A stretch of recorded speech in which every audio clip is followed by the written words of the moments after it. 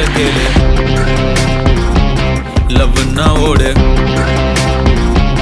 இது பூர்வ ஜென்ம பாவத்தின் சாபக்கேடு உன் ஹார்ட்ட மூடு